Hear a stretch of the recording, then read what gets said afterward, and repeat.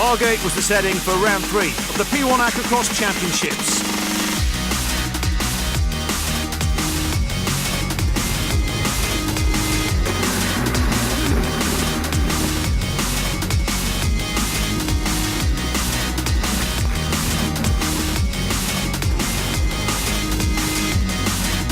And me and Chris having a right battle out there. He overtook me, I overtook him. My lanyard come out, I nearly fell off, I hit my ribs. Fantastic race. That's what racing's all about. This is how the 3 championships stand following Margate, with the closest battle in the 300 class. 12 points covering the top 3 positions.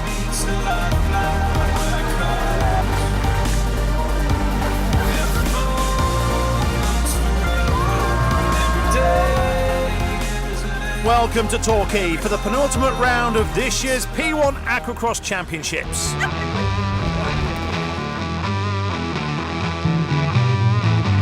Joe, you must be looking for a podium. I'd like to get somewhere near, but obviously some of the skis are, we're all on different skis, all different riders.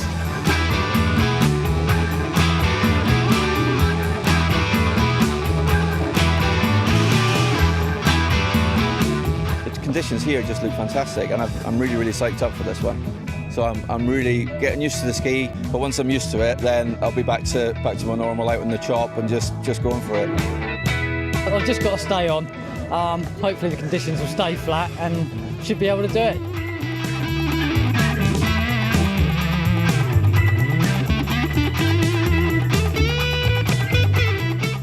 Can we expect to see you getting dressed up and doing your freestyle tricks this weekend? Yes, I will do this weekend. Normally, if the weather is a bit like 4-foot waves, so I combine the moves and do wave jumping and try to put the ski quite vertical. But when the water is flat, all you can do is just throw the ski around. It looks like a bit like diving in and out. It looks really nice for you.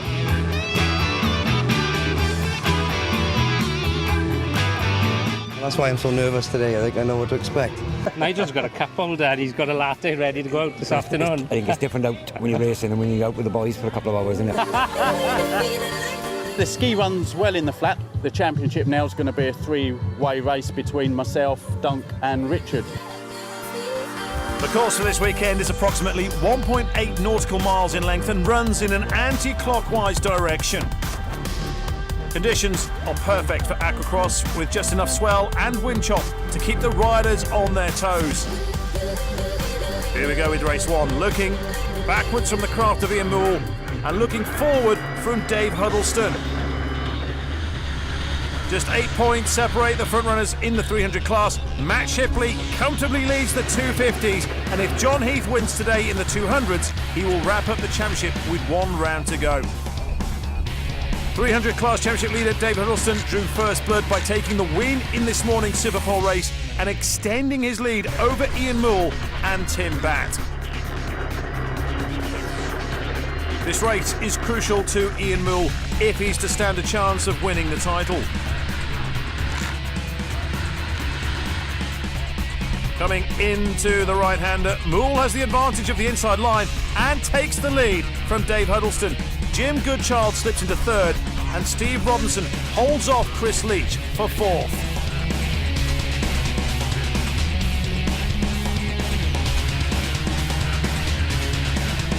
Matt Shipley just squeezes out rookie racer Richard Rowe to head up the first of the 250 runners. Number 42, Duncan Johnston, aboard his Yamaha FZR, slips into 3rd. 200 class championship leader John Heath applies the pressure to Chris Phillips.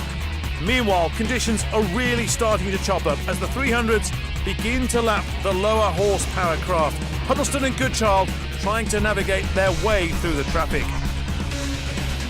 Russell Marmon wearing his distinctive treble 6 out front, running in the Aquacross Cup. 51 was Jim Goodchild in 3rd, trying to close that gap on Huddleston. And the conditions are testing 83. That's newcomer Damien Evans as he battles his Sea-Doo across the waves. Local racer Joe Harvey getting airtime, while Chris Leach is hooked up and driving. Anya Carley, one of 2 female racers, is moving up the pack in the 300 class. But problems for Jim Goodchild as he retires, while Matt Shipley is back after falling, but now trailing new leader Richard Rowe. Fourth place is in the hands of Steve Robinson. Duncan Johnston also slowing down and drops down the field to sixth. 45 was Nigel Williams in his first ever P1 Aquacross race. Richard Rowe continues to lead the 250s, although Shipley is pushing hard to catch the leader. Checker flag is out for Marmon, but it's Huddleston that takes the win after squeezing past Moorall in the final few laps to take the victory in the 300s. Richard Rowe takes the win in 250 ahead of Shipley, while John Heath racks up another win in the 200s. Something wrong with the machine. I had an exhaust leak this morning. I thought I'd fixed it. Must be a similar problem now. I've got power, but I haven't got full power. It's just sort of 65-70%, and out there you need everything because it's quite big and rolly, believe it or not.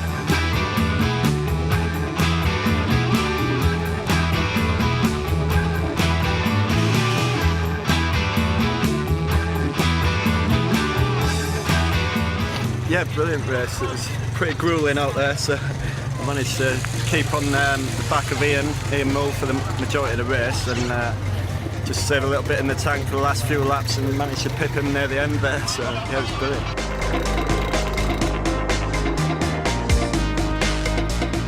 So Nick, tell us a story out there today on a 40-minute race, but you've already done 5 hours. I've done 5 hours this morning to run my new skiing, which I bought yesterday, last night. And how did you find it? You enjoyed it out there? Yeah, it's brilliant. Yeah, it's brilliant. I fully recommend it to anybody, definitely.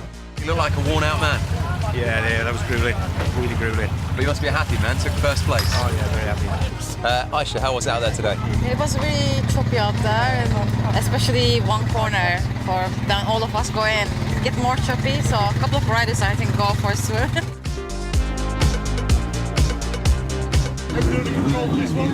I had a little sprain on my wrist from yesterday, but hopefully it'll hold out. Do you fancy having a go at this yourself? What's that? What are your lads doing? No, wished I could. I'm better off just sitting down, thank you.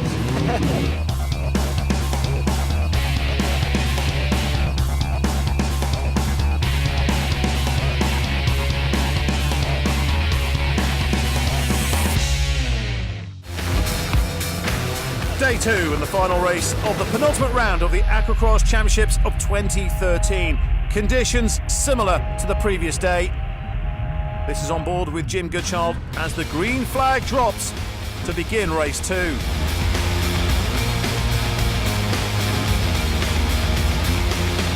Due to heavy traffic out on the bay, the race organisers have decided to change the start run, and unlike 24 hours earlier, the riders now enter the course from a westerly direction, racing straight in and along the harbour wall, providing an exciting spectacle for the big crowds lining the walls of Torquay Harbour.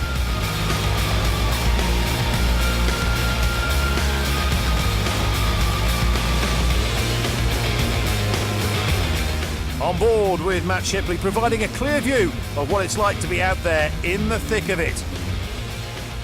Steve Robinson was off to another good start in this race as he tried to hold off a strong charge from Shipley as they rounded out the first lap.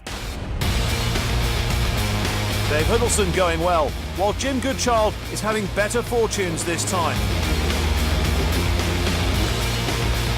Newcomer Nick Thompson with another great start and trying to keep Steve Robinson at bay in the 300 category.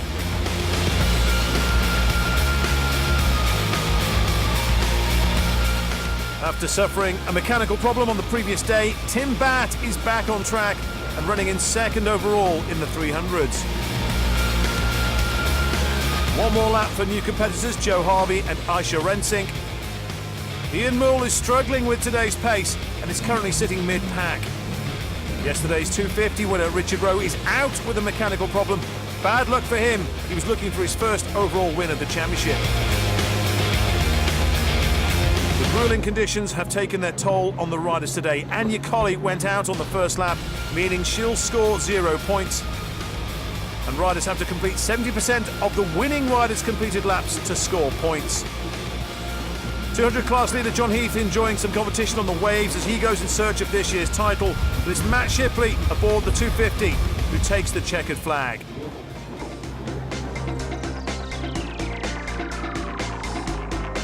Matt Shipley takes 250 then, ahead of brand new racer Nigel William and Rob Higgs, who lands his first podium of the year, with Dave Huddleston triumphant in 300.